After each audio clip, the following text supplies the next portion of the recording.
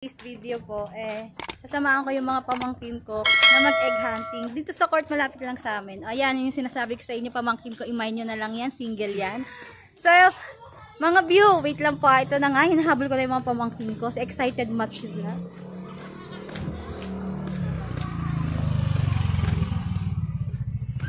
So, titas moment muna tayo mga view. Tara, let's go. Sa mga gustong manood. Let's go, let's go.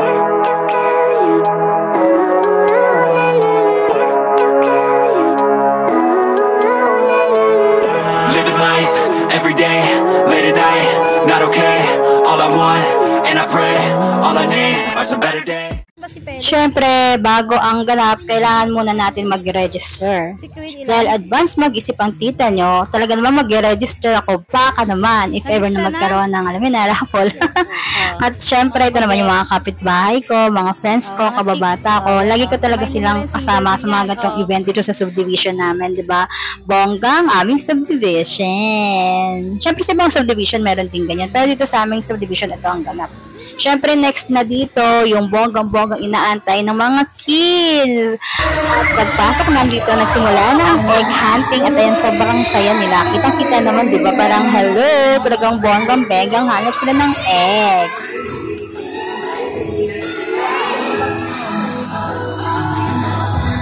Wala ko po mga mother, ha?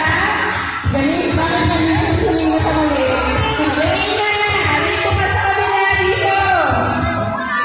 Ha? Sige lang, bahala. Sige na doon, hanap ko doon. Wala na? Nakalikod sa mga puno. Dito! Marami ka dyan!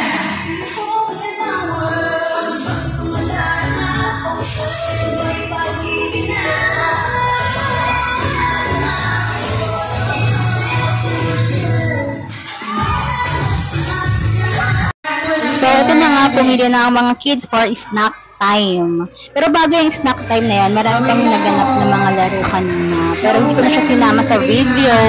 Kasi nga, alam niyo naman ang tita nyo, isip bata, di ba? Sino ba yung sabing ko lang ako? Siyempre, nakasali din ako, kaya din ako nakakuha ng video.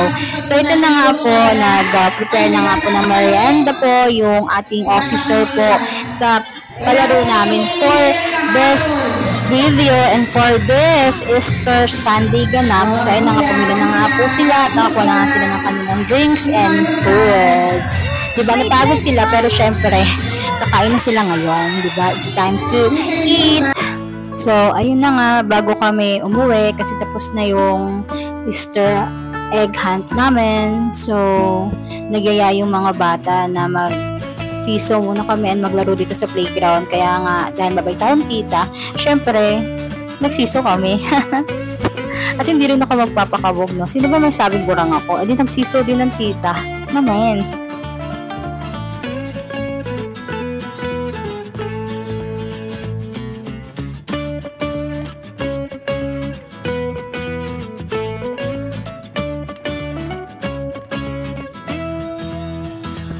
So, nagulat nga ako, pagbaba ko, kasi nagpalit na muna ako ng damit na pambahay dahil sobrang init. Alam niyo namang sobrang summer natin ngayon. Nagulat ako at ito na nga, nagbibilangan na nga ng kita. Hindi, joke lang. I mean, yung kita ko is like pangaroling nga. Hindi, joke lang din. So, ayun na nga, nagbibilang na sila ng mga nakuha nilang candies galing sa kanilang paglalaro kanina doon sa aming cover court. Ayan, candies and chocolates. Meron pang cash. Siyempre nga, alam nyo na, may mga ganong prizes kanina. Siyempre, hindi mawawala ang eggs.